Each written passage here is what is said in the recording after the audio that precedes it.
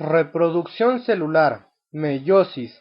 Sabemos que la función del óvulo es unirse con el espermatozoide para formar un nuevo organismo. Si un óvulo humano tuviera 46 cromosomas, al unirse con un espermatozoide, también con 46, se produciría un individuo con 92 cromosomas que no podría sobrevivir. Esto no sucede, ya que existe un tipo especial de división celular, exclusivo de las células sexuales, conocido como meiosis. La meiosis es un tipo de reproducción que forma células haploides y solo se realiza en tejidos reproductores, esto es, en células que darán origen a óvulos y espermatozoides en animales, o a granos de polen y óvulos en vegetales. El proceso meiótico se lleva a cabo durante la gametogénesis, que da origen a gametos, células especializadas con un número haploide de cromosomas. Por ejemplo, en los seres humanos, a través de la gametogénesis, se forma el óvulo con 23 cromosomas que al unirse con un espermatozoide también con 23 cromosomas originará un nuevo organismo con 46 cromosomas, que es el número característico de la especie. La meiosis se efectúa por medio de dos divisiones nucleares que suceden rápidamente, llamadas primera y segunda divisiones meióticas, cada una a su vez con 4 fases que describiremos a continuación. Primera división meiótica.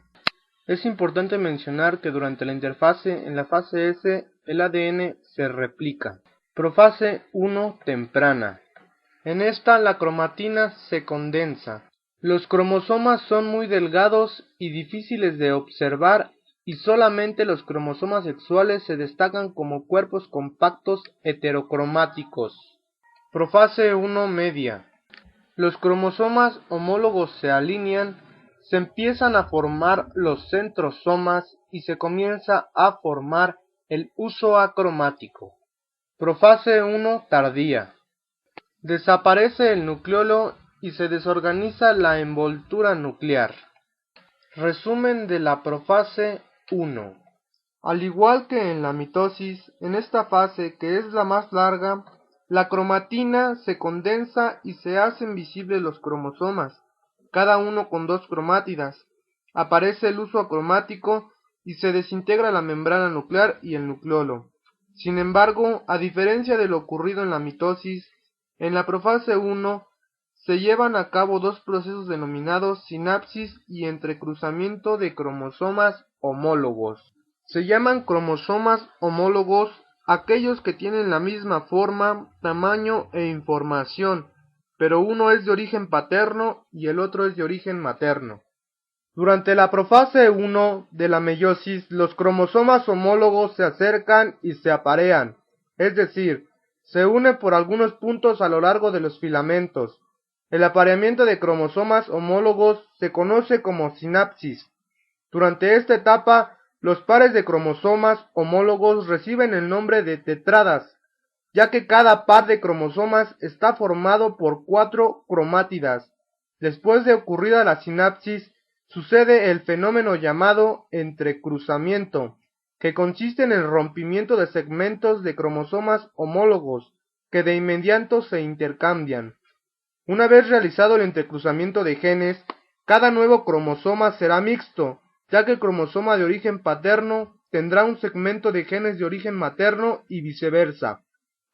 El entrecruzamiento es un proceso biológico muy importante, porque permite la recombinación de la información genética paterna y materna, lo que tiene como consecuencia que los cromosomas tanto del óvulo como del espermatozoide lleven información hereditaria de ambos progenitores. Esto origina descendientes con características diferentes, dando como resultado la variabilidad.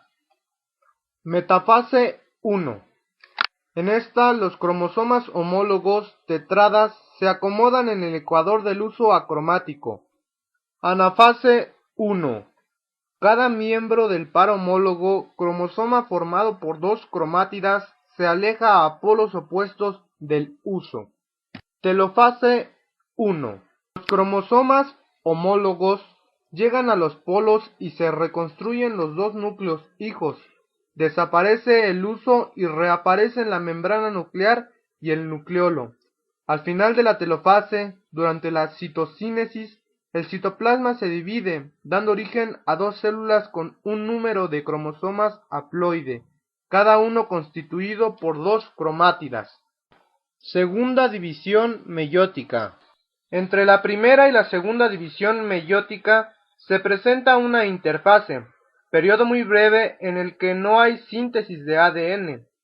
A continuación describiremos las fases correspondientes a la segunda división en la meiosis, en la que se observan similitudes con la mitosis. Profase 2. En cada una de las células hijas, los cromosomas se hacen aparentes al condensarse la cromatina en el núcleo, aparece el huso acromático y desaparece la membrana nuclear y el nucleolo. Metafase 2. Los cromosomas, ahora ya no en pares, se acomodan en el ecuador del huso acromático o plano ecuatorial de la célula. Anafase 2. Los cromosomas se dividen por su centrómero en dos cromátidas, llamadas ahora cromosomas hijos, formados por una cromátida, que emigran a cada uno de los polos de la célula. Telofase 2. Los cromosomas hijos llegan a los polos opuestos.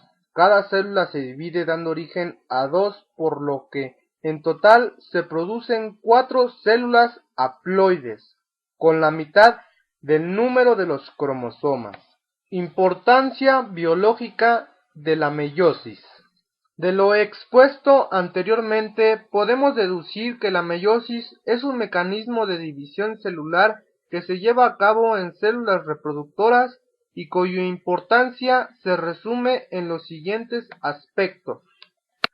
Es un proceso que permite mantener constante el número de cromosomas característico de la especie, ya que produce gametos haploides. Durante la fecundación se unen los gametos sumando sus cromosomas, restableciéndose así el número cromosómico original. El proceso de entrecruzamiento que sucede en la profase 1 permite la recombinación de cromosomas paternos y maternos, lo cual se traduce en que dos gametos, aunque provengan de un mismo progenitor, no sean idénticos en cuanto a su información genética. Por esta razón, en una misma familia, los hermanos son diferentes. Desde un punto de vista más amplio, el entrecruzamiento genético propicia en la naturaleza una gran variabilidad en las especies.